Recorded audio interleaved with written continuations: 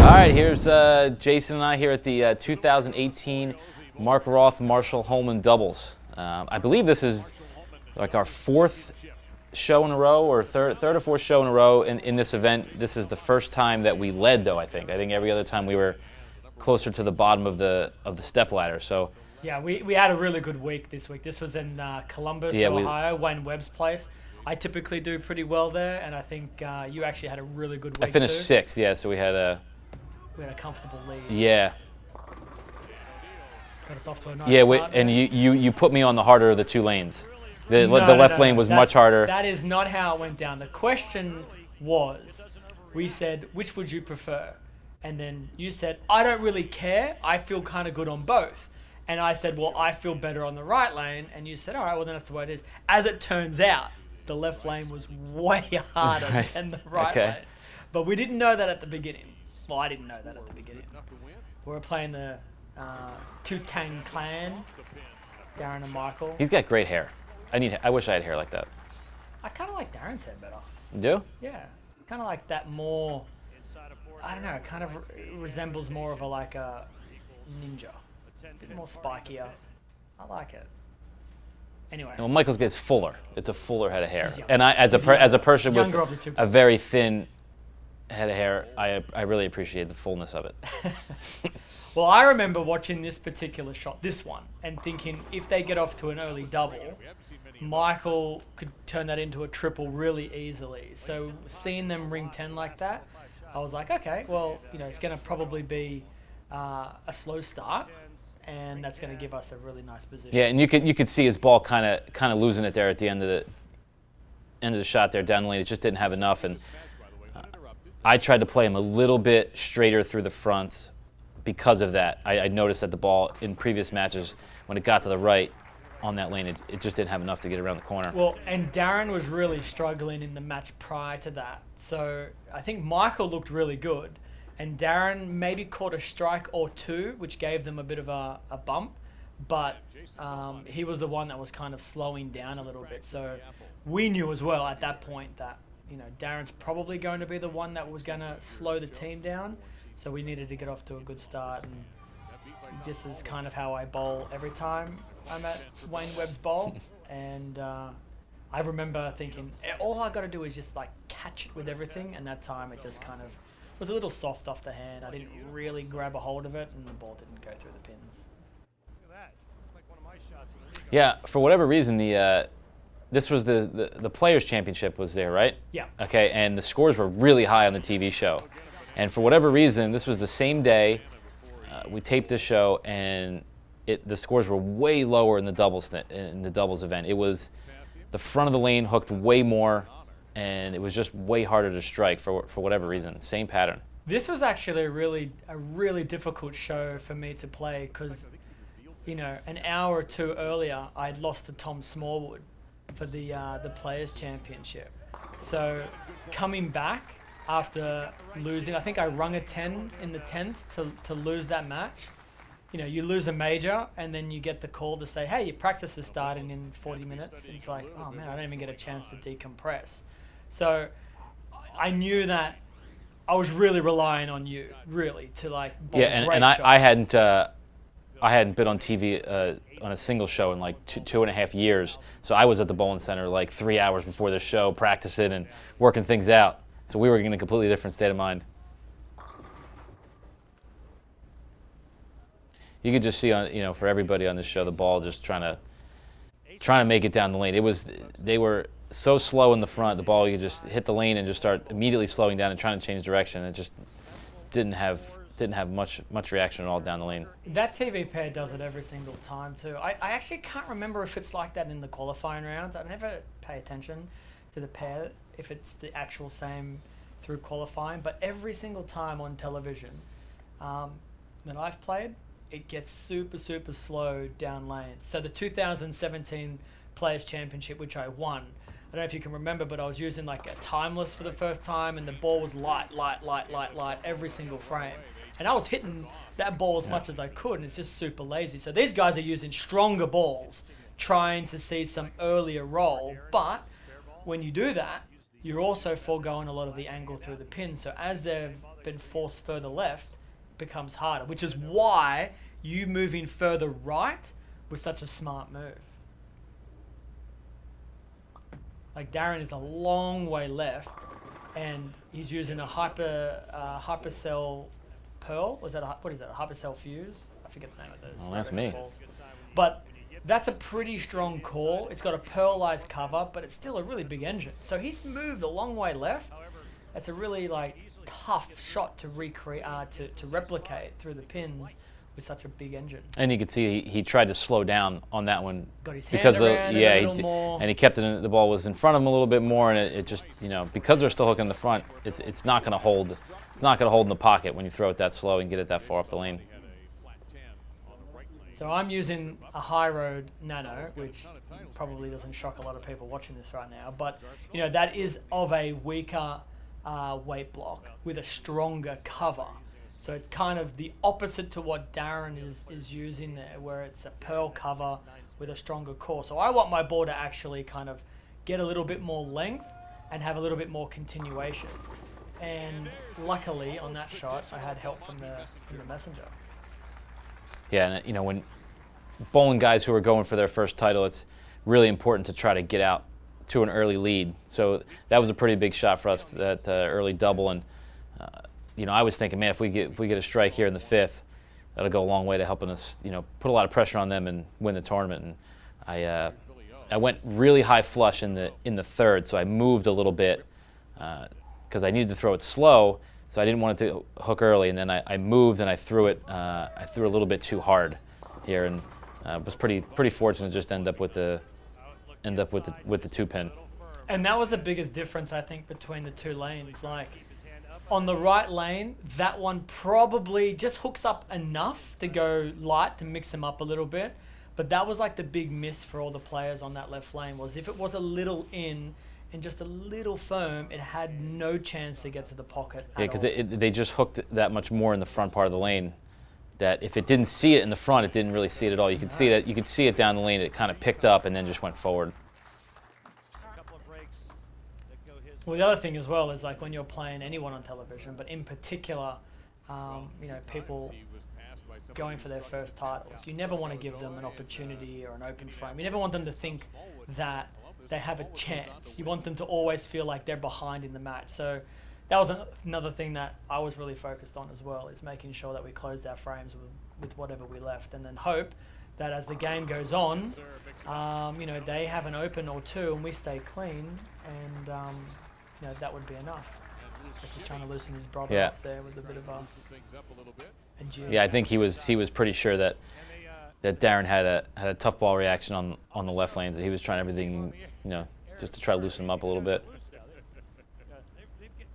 Yeah, I actually think this shot here from Darren was like, this could have changed the entire complexity of this entire game. Like, whatever happens here, if he strikes, I actually feel like we probably start to feel a lot more pressure. I didn't feel like my ball was going through the pins great. You had a pretty tough lane, and you're kind of seeing that now. But if he doesn't strike, then it really allows us to just almost play it a little safe. So when I watch this ball go down and I see it just overhook to the, when he threw it to the right, because that's what he wanted to do, saw that friction and overhooked, he's like, lost. That makes us feel really comfortable, because all right, well, they're going to really struggle to get a double. So now if we're ahead in the match, they're not throwing any doubles. We just got to stay clean. Yeah, and then off of that, it's a tough move. He's already left a 10-pin, 4-pin. Then he throws a shot that he's pretty sure is good, and it goes way high. So for him, he's got to get up in the next shot and move 3 or 4 left and throw it even slower. And but if it doesn't get to that same spot, it's going to 10-pin at best. Or at best, yeah. Or he might do what you did in 2-pin, yeah. And he's got even more angle. It's more likely a 210. So and that's the trouble on TV, because the front of the lane almost always hooks more than it does during the week, and if you're not prepared for that, it can really hurt you. I just remember thinking, if I can just get a strike here and you get a strike on that next shot, then we're golden. And you can just see the way the ball is going down the lane. I'm a long way left. My ball speed was a little higher. I didn't catch it. It wasn't my best shots, but I left a 10-pin, 10 pins ahead in the match.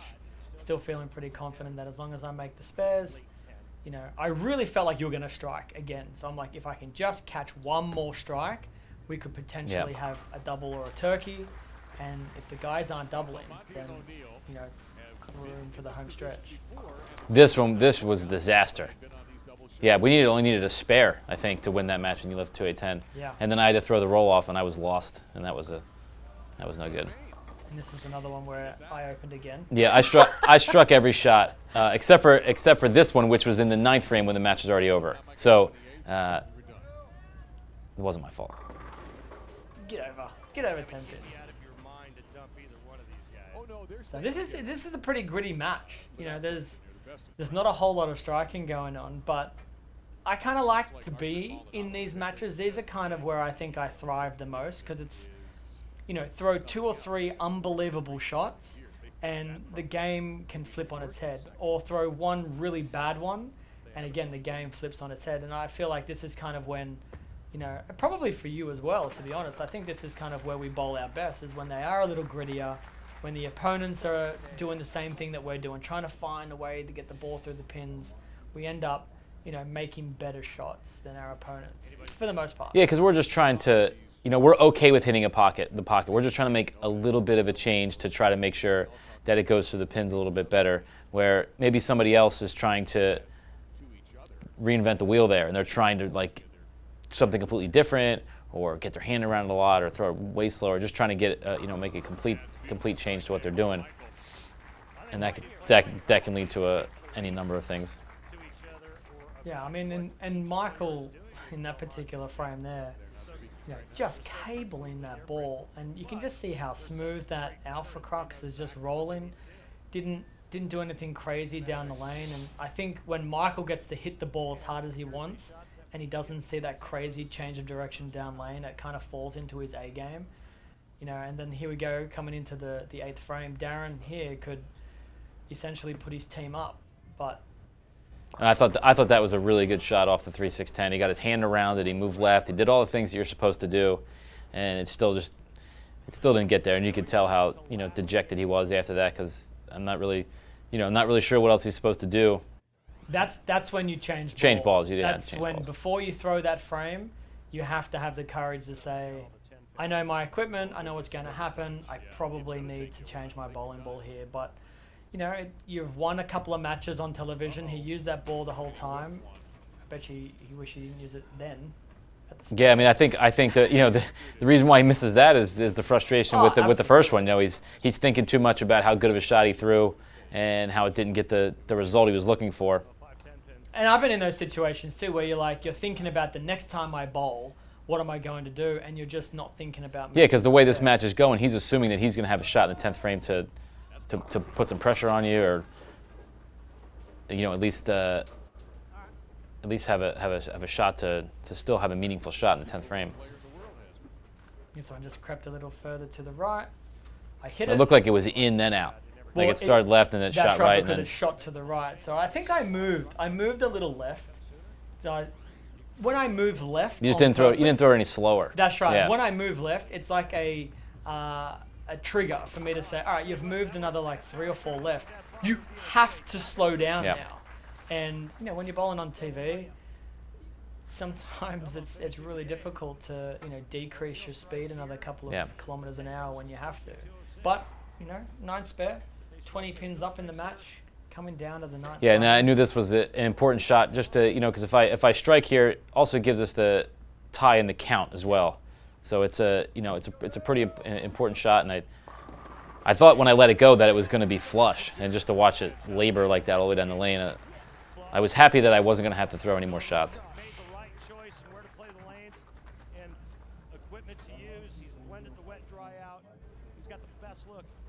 When I was younger, that head pin used to come across a lot quicker.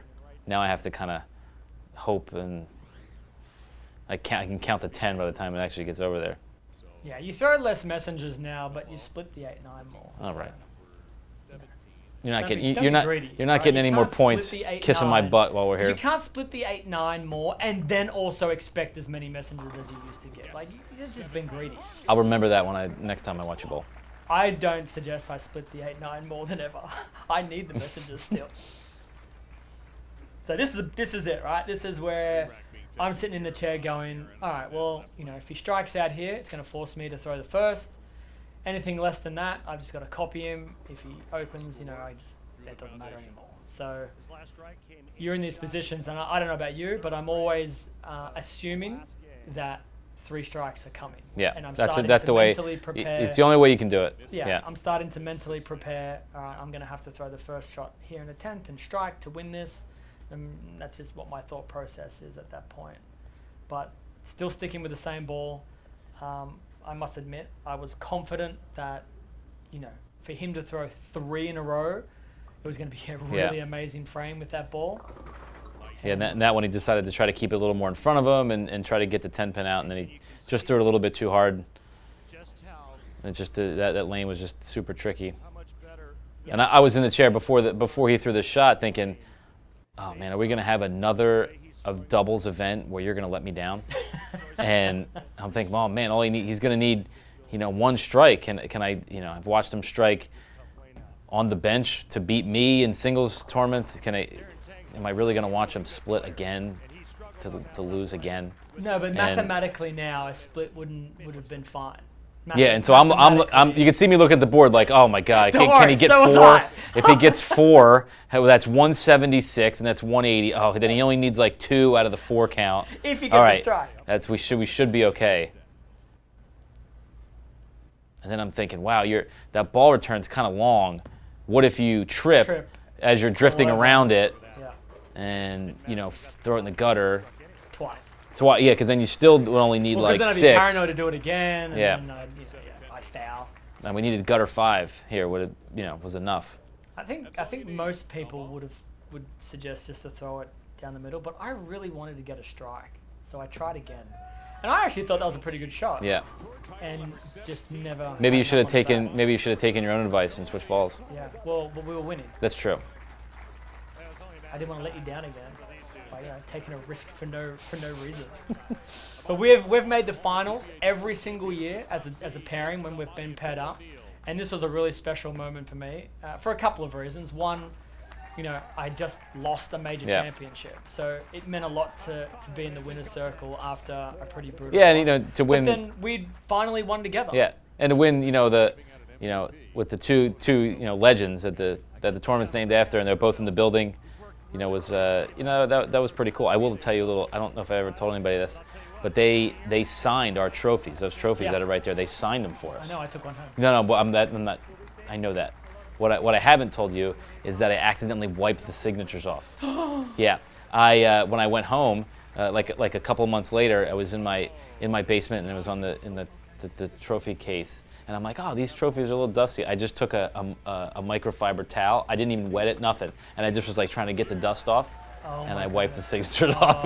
I have way too much respect to wipe anything. Yeah, apparently you do. I mean, apparently you just leave the dust sitting. It's filthy. When I see those signatures. But that was a really cool moment. I mean, getting Mark and Marshall to sign them in front of me. I'll remember it. Yeah, I'll have the memory of them signing it. Actually, if that clip had played like another 5 minutes longer, you see them sign it and give it to us. What I'm going to do is I'm going to clip it and I'm going to print a photo out and tape it to the trophy. Yeah, tape them signing it. But that was a really cool moment. So that was our one and only doubles championship. But we hope to make it many, many more. I hope so. Thank you very much for watching. Hopefully you learned something or you found it somewhat entertaining. I apologize in advance. For those that don't like William's accent, apparently he doesn't like. I don't like it either. Voice. So for those that also watch on the closed caption. Liking William's voice, we apologize in advance.